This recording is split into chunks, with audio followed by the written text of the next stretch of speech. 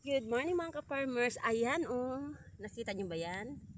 Yan yung tinanim ko na patatas, tumubo na. Ayan oh. Wow. Titinan ko, ito na yung sinasabi ko sa i-update ko kayo sa aking tanim na patatas kung pwede ba ito sa aming lugar. Kasi may mga gulay na hindi pwede sa masyado mainit ang lugar. Yung ganun ba. Kaya ito, rinay ko lang. Experience ko kung ano kung pwede ba dito sa lugar namin to. Hoping okay lang. Ang aga ko to sa aming garden gawa ng kaghapon ng hapon nagbigay ako ng fertilizer sa aking mga tanim na eggplant. Kasi para kahit paano mag-produce ng bunga. At kailangan nila yon, ayun. Para mamunga sila at magkaroon ng magandang ani ang aking mga eggplant. Hindi naman sa nag-ano ko, pero yes, malibre ng ulam ko. Ito ang aking bagong balag ng gulay. Ayan, wala pang tanim yan, pero ito ang ginawa ko ni isang araw, hindi ko na nabidyohan kay gawa ng, alam niyo naman, tinatanggal ko na din tong mga ganito ba, yung malalaking dahon sa baba. Ayan, saka yung side shot kasi kaya maganda yung tutubo sila dito pataas na. Ayan oh. Dito ng aking mga bagong tanim na eggplant. Malalaki na. Yun naman doon banda is okra. Ano kayong maganda ko itanim doon? Iniisip ko kung taniman ko to ng ampalaya kaya.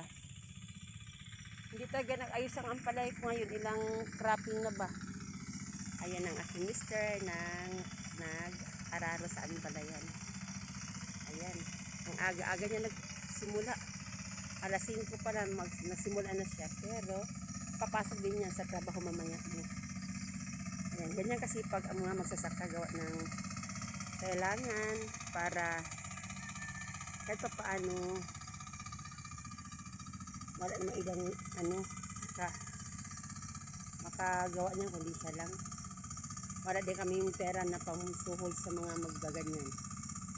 Sariling makinarya namin yan. Yan ang pinakaganda sa may sariling makinarya kasi pag ganitong tagtanim, ang mga operator ng ganyan nag-aagawa ng schedule. Lalo na ngayon na ang ulan is ngayon lang dumating, kanya-kanyang ngayon sa mga may makinarya. Siyempre unahin yung kanila bago ang iba. Kaya malaki ang tulong sa amin na nagkaroon kami ng ganyan na madbot. Tawag yan madbot. Para siyempre mauna muna yan sa amin pag ganitong biglang ulan ba at hindi irrigated ang area namin, kaya mas maganda pag umulan. Ayan, pag may ganyan ka, agad ka makakilo sa iyong palayan. Gaya namin. Ayan. Then, habang nag-ano ang mister ko, nandito ako sa garden. Ako ang nagpakain ng aming mga alagang baboy. Ayan na si Haring Araw. Bago lang ako natapos ang pakain ng aming baboy, pumunta ako dito kasi hindi ako nakapag-reels kahapon ba o kaya nakapag-video gawa ng meron time na tinatamad talaga ako sa mga ganyang bagay. Pero sinisikap ko na magkaroon itong aking mga pipino. I-update ko kayo lagi sa aking backyard garden. At pasensya na kayo kung ganito rin talaga lagi ang ko. Wala naman akong ibang panagkaabalahan kundi yung ganito aking backyard garden. At saka maybe siguro minsan nakaka-inspire din kasi ang pag-garden talagang hindi biro na trabaho. Sabihin nyo na easy lang, pero hindi mga idol. Mahirap ang mag-garden mga idol. Sa bagay wala naman trabaho na madali, di ba? Pero ang pag-garden para sa akin napakahirap. Lalo na sa gaya ko na wala akong puhunan. Namimiss ko yung dati kong garden na yung malaki. Kasi dati humawak ako ng garden malaki. Malaking garden talaga, asosasyon yun. Ako ang hawak. Tapos, noong natapos ang kontrata namin 2 years, kasi sa yan, is LP yun. Ang mga kasamahan ko, ayaw na nila kasi talaga nakakapagod ang mga garden. Tsaka yung mga membro ko kasi noon puro babae. Puro kami babae, kaya ako ang nag-i-spray.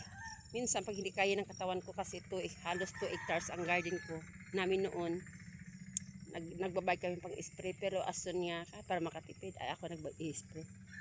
Kaya medyo ako may kaalaman konti sa pag-i-spray at saka dito sa aking mga pagga-garden na nakakatulong sa akin yung mga ano ko, natutunan ko. Pero malaking kaibahan gawa ng yun kasi may malaking puhunan kami na binigay ng gobyerno sa amin ng livelihood. Ito sa akin kasi wala akong puhunan, kaya nahihirapan ako na halos wala akong pambili ng mga medisina sa gusto ko. Gusto ko ngayon, may mga insekto. Oh, ano mga insekto na yan? Ayan, talaga yung insekto na yan. Yan nasisira. Wala akong puhunan na pambili sa mga dapat ibili, sa mga materialis dito sa aking garden. Kaya nagpursige ako na mag-mulching na lang sa sarili kong sikap. Ganun talaga. Kasi nga, wala naman po. Simpleng may bahay lang naman ako. Simpleng may bahay, simpleng yung bang katapaano, meron akong kinalibangan dito sa aking bahay. At the same time, kumikita, nalilibre ang ulam. Kaya, mga ka-farmers, go lang tayo!